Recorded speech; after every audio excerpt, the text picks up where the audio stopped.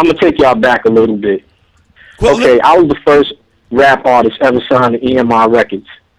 Now, they didn't really understand how this thing worked, you know. So wow. I got a lot. I had a big budget, a whole lot of luxuries afforded, but at the same time, without the know-how and without them taking any advice from an artist, which was unheard of at that time. Yeah. You know, basically, as an artist, my stuff flopped. You know what I'm saying? As a producer and as a featured artist, my success, you know, I had a lot of success because people got to hear it. Now, but with EMI, unfortunately, you know, the masses didn't really get to hear what I was doing. Now, Jazz, so, Jazz, real quick, real fast, and you're on BKS-1 Radio live in the Cypher. We are talking with Jazz. Oh, just real quick for our listeners, I just wanted to verify something. Didn't you produce "Ain't No Nigga" by Jay and Foxy? Would you produce yes, that or you wrote that? Could you? Yeah, yes, that's what I'm did. saying. All right, I just wanted to make sure of that. And I want to clarify so that nobody says that, you know, so they can just get it straight. I'm gonna set the record straight. It was Jay-Z's idea. He took it to two other well-known producers, and they couldn't put it together. He came to me last, knowing that I could have put it together first. But I understood the producers at that time had a bigger name than I did. So, wow, you know, I ate that. You know what I mean? But it's like, that's how it happened. But producing it, putting it together, I put it together. You know, I put together the hook, you know, for the song, and I also sang on the hook with a young lady named Khadijah Bass. That's what's up. That's what's up. That was a classic song, and I feel you on that too. And real quick too, like I said, because I'm a fan. I'm gonna keep it real, man, and keep it funky. You also had the Kings County project, and I know it was on that was on an EP, correct? Yeah. Yeah. Now what happened? Go ahead. Nah, you said what was on the EP? Yeah. Now I remember that EP, but like what happened? Oh, Why didn't you even follow it up with something at that point? Was it still industry red tape or BS going on at that point?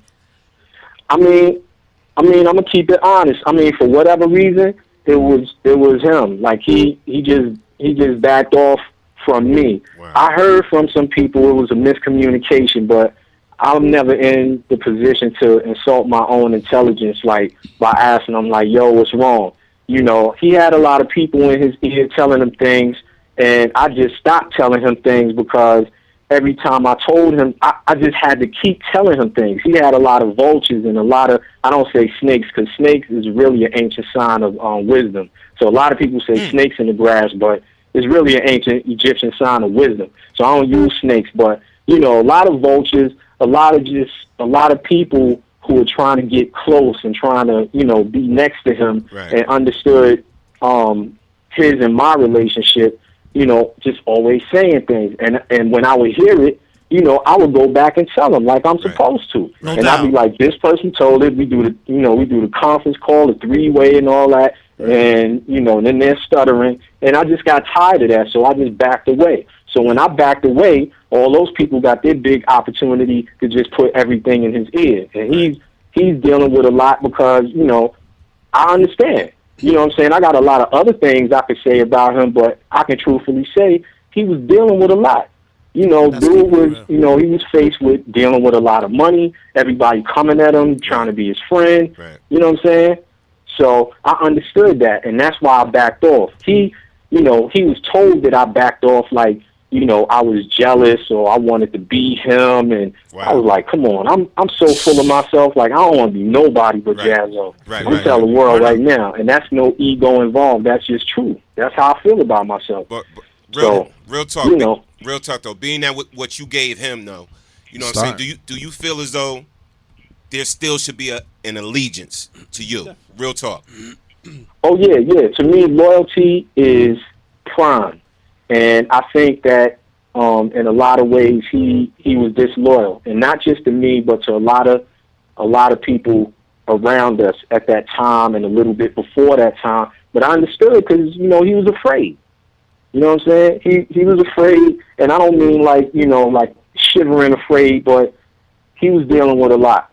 And I understand that part. Like, y'all know there are a whole lot of other things I could say about that dude, how I feel. Right. Yeah, but man. For me, I already said it.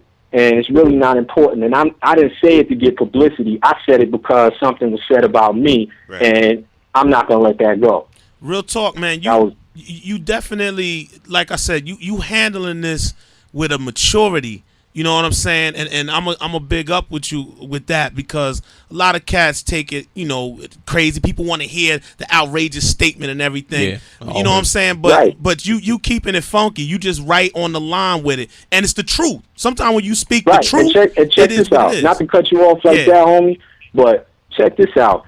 How many times have you heard these dudes just start talking out the side of their neck, all this gangster this and gangster that, and it's not even 2 or 3 days they retracting their statements. No doubt. Yeah, no doubt. Why do that? That means you freestyling. Right. You know what I'm saying? Like, you hype, you afraid, you're emotionally off balance. Right. Like the same way like I write a rhyme. Like, I sit there and think about it. You know what I'm saying? Whether I pull it out my head or I put it on a piece of paper, because I do both. I'm gonna think about it. And I address it the same way before I speak. You know what I'm saying? I think about it, because I got to think 2-3 steps ahead, because I got babies, and I don't take all that gangster talk, for granted.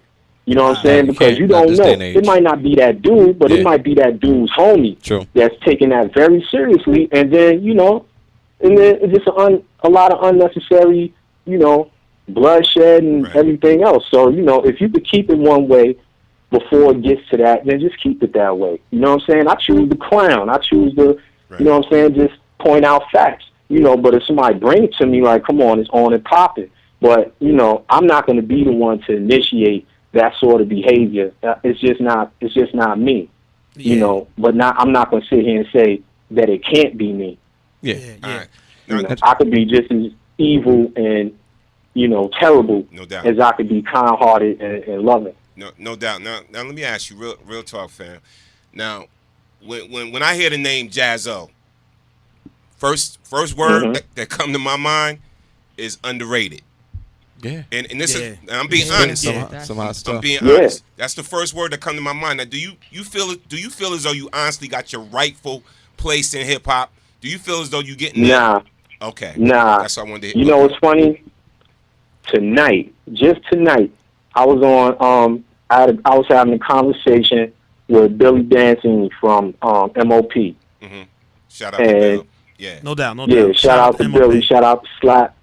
Shout out to Lays.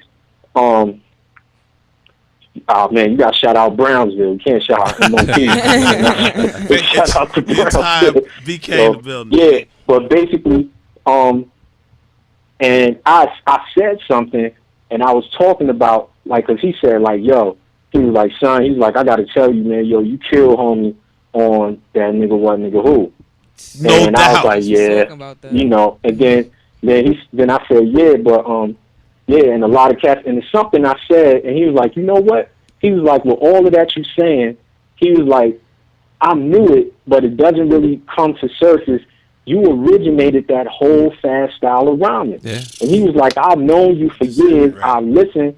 And he was like, you the first. And I was like, yeah. And he was like, yo, man, you got a job to do, because a lot of people, they like, if somebody says the originator, it's like, oh, you talking about that kid Jazo that started J. But they don't understand the context of the originator. The reason why I'm called that is because I'm the originator of the triplet style in a double time fast or speed rhyming. And I was like, yeah, I got a job to do, because he was like, yo, yeah, you got a job to do.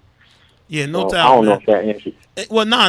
Actually, that's real talk, and that's history, and it's true. Matter of fact, we was just building before you called, and I had said that, that the Twisters and everybody else was doing that flip thing. You was the first, and also, if I'm not mistaken, you also was one of the first to really deal in R&B, an actual big time R&B group, the OJs, if I'm not mistaken, to put it on wax and have a single. Yeah. Am I right on that? Have you had your love today? No doubt.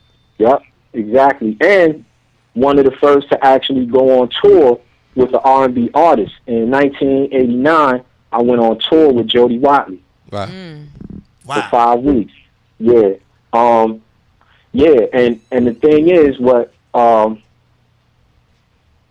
Billy and I were also talking about is that, yeah, I never received credit for that, but it's something that I did, not even just with the originators in 1989, but with a song called HP Gets Busy that we put out in 1985. The label says 1986, but we did that song in 1985. You know, you can find that vinyl on eBay for like $200 and some now. Wow. Yeah, it's crazy. Yeah, I just never got credit, and yeah, I feel I'm underrated, but it's not really that. But then the people who know that, then they say like, oh yeah, that's a dude. He always rhyming fast. But I got more than that.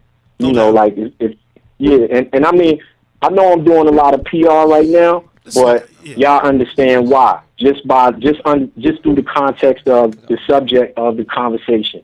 You know what I'm saying? I have to. You know, like if I'm Google, you know, you hear a lot of joints, and no, it's not triplet style rhyming. It's just straight spitting. Yeah. And Jazz, I got a question. Do you think that maybe you looked at as underrated or not getting your due? Do you think because people think that you might shut down some people's careers if they gave you your due and put you out there like you should be promoted and put out there? Oh yeah, definitely, because there would not. It's just like and I'm gonna keep it funky. No disrespect to Michael Jordan or any of those cats that came out around that time, but it's the same thing with Len Bias. If Len Bias had gone to the Boston Celtics, it would have been a whole different scenario with who Michael Jordan is and all that other stuff, because I'm going to tell you right now, I was in Virginia finishing high school, and I was watching ACC basketball every Saturday, and Len Bias, no one could do anything with Len Bias. Like, Len Bias could only lose the game on his own. Okay. Like, I've seen his hand, like, I've seen him get a rebound with his hand parallel to the top of the backboard and